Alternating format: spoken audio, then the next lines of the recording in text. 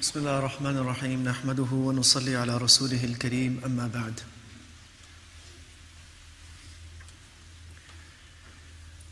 Our Prophet Muhammad sallallahu alayhi wasallam was a mercy for mankind and a mercy for the universe. His life was a perfect example of self-sacrifice. And the reason why he was sacrificing was that Allah subhanahu wa ta'ala had sent him with a message for all of mankind, and he needed to convey that message. And his effort was to try to save mankind. In one hadith, he says that the example of my work is like someone who has this fire, and there is a fire and there are all these moths rushing into the fire. And someone is trying to get the moths away from the fire, because the moment they get in, they're going to burn and die. So Nabi sallallahu alaihi wasallam said, this is my example, that mankind is plunging into darkness, into destruction, and I'm trying to pull them out. وَأَنَا آخِذٌ بِحُجَزِكُمْ.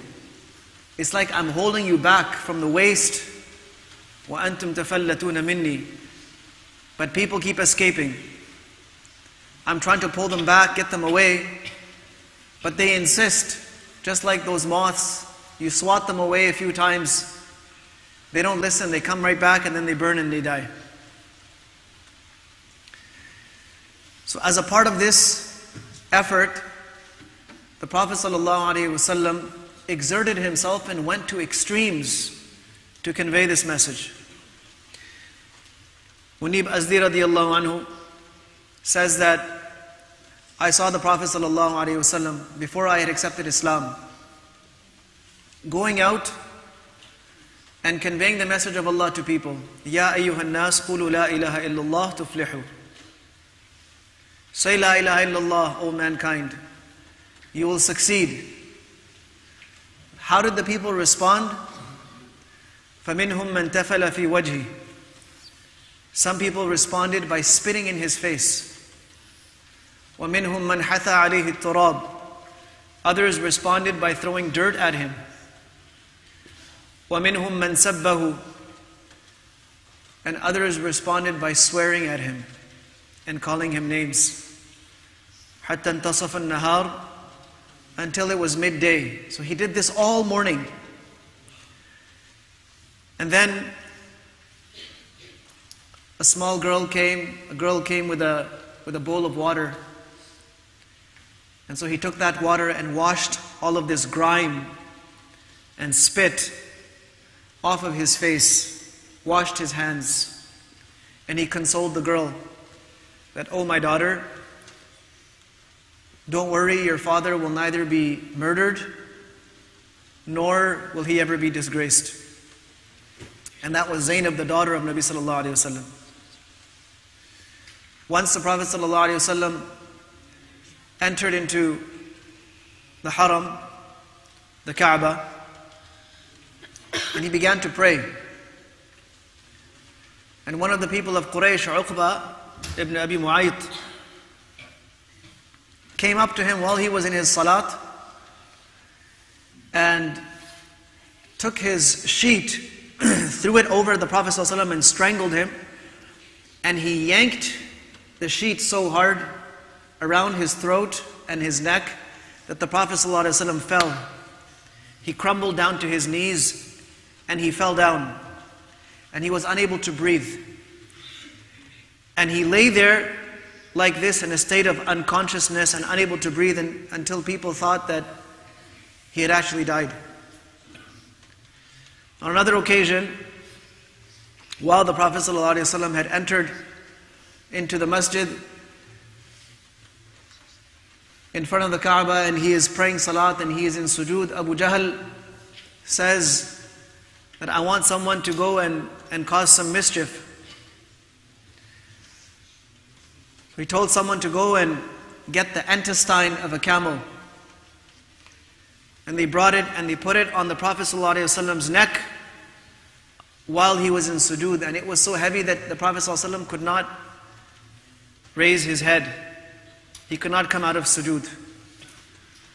And his daughter Fatima radiallahu anha saw this. And she came and pulled all of that filth off of his neck. And then he alayhi salatu wasalam was able to rise.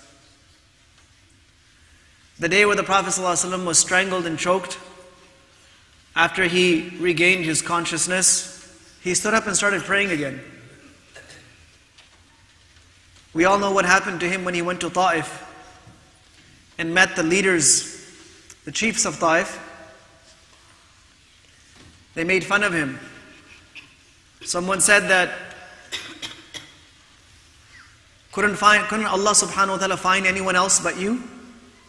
Someone else said that, well, if you're lying, then I don't want to follow a liar. And if you're speaking the truth, then I don't want to mess around with the true prophet. Please go away.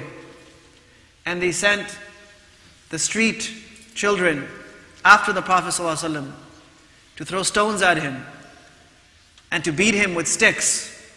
That's how they drove him out until the blessed body of the Prophet ﷺ became bruised and battered and it began to bleed. And the blood which was trickling down from his limbs collected in his shoes, and his shoes got stuck to his feet because of the blood. And in this bruised and battered condition, the Prophet ﷺ left, and he found a garden on the way out. He stopped in this garden. People observed him. The people that owned that garden were not friends of the Prophet ﷺ, but they felt some sympathy for this man who was all bruised and bleeding. So they sent their servant to go take some water to him. Now the Prophet ﷺ in that condition, wounded and injured, extremely sad, perturbed. When this man brings water to him, and perhaps some grapes, some fruit, the Prophet ﷺ starts talking to him. What's your name? He says, Addas. He says, where are you from? He says, I'm from Nineveh. The Prophet ﷺ strikes a conversation with him. He says, oh, that's the city of my brother Yunus. And he starts talking and giving him da'wah. In that condition, can you imagine? Most people, just emotionally, would be so distraught, so disturbed that they wouldn't be able to speak to anyone for days after something like that. But the Prophet ﷺ is giving him da'wah, and this man Addas accepts Islam then and there.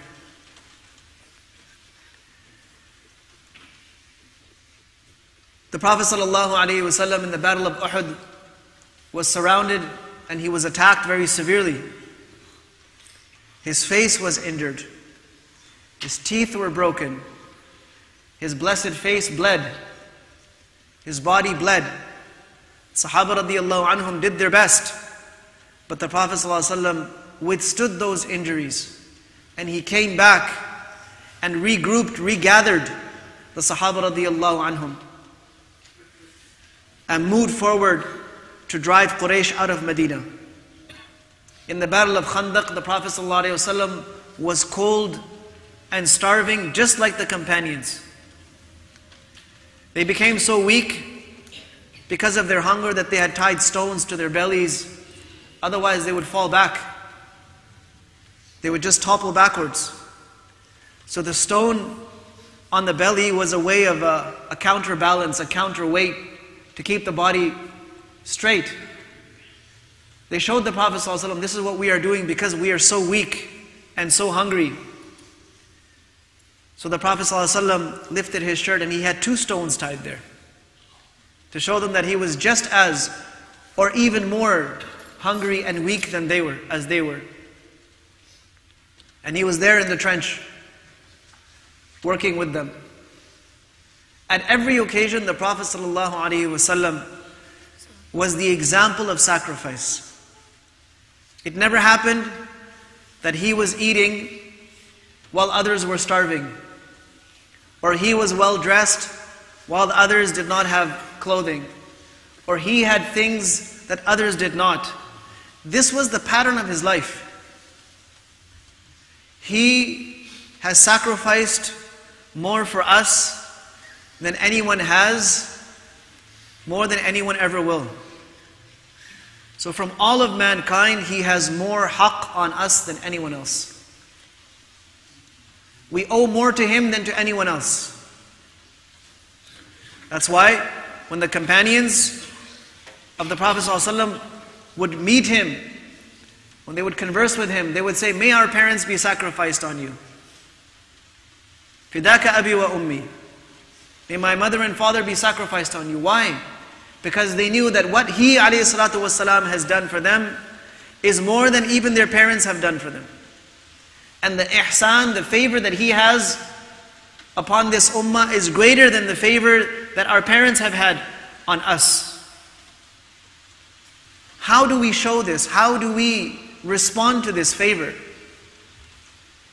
How do we act in regards to this haqq that Nabi sallallahu alayhi wasallam has upon us? The first thing is Iman. Our belief in Nabi sallallahu alayhi wasallam should be strong enough that we see him as the key to salvation.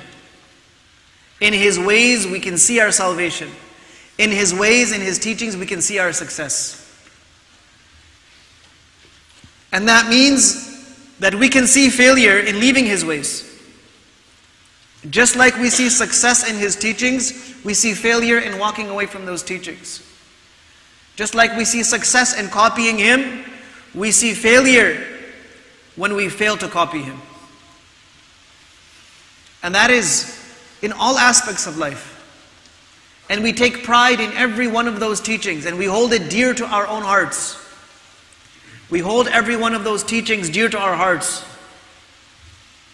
It becomes more precious to us than all the teachings of the world. It becomes more precious to us than whatever anyone else has to say. His sayings become more valuable than the sayings of all of mankind. And his teachings become more precious than all the research of mankind. And his deen becomes more beloved to us than any possible way of life. And we show that. We show that by displaying how proud we are to be in his ummah and how fortunate we are to be in his ummah. We don't hide it. We display it whether we're alone or in public, at home or with friends, in our private life and our public life.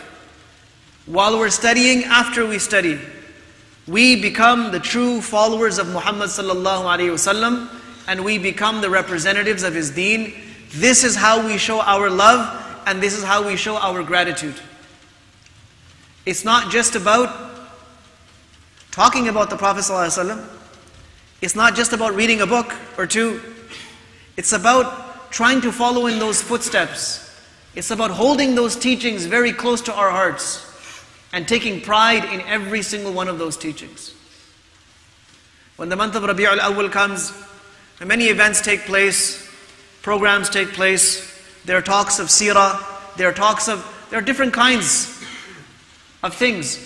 But the essence of all of this, and the most important thing, more important than even commemorating the month itself, is to resolve and decide to start becoming his true follower.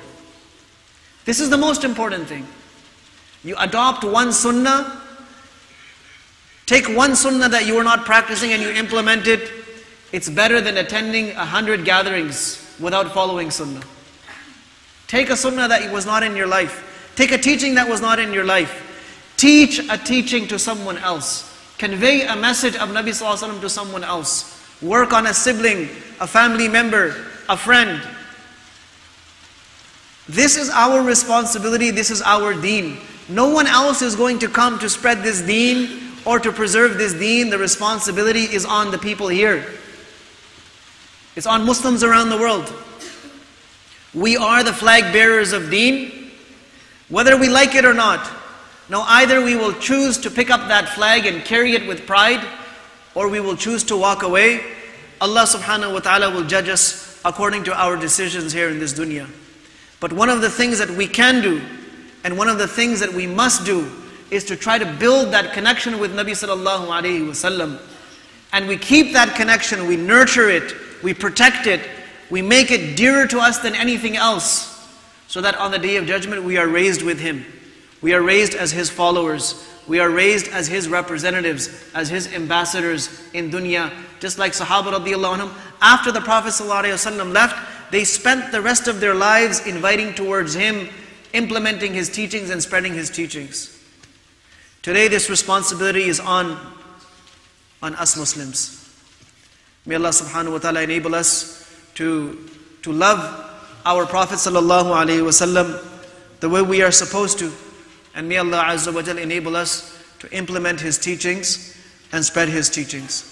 وصلى الله وسلم وبارك على نبينا محمد وعلى آله وأصحابه أجمعين.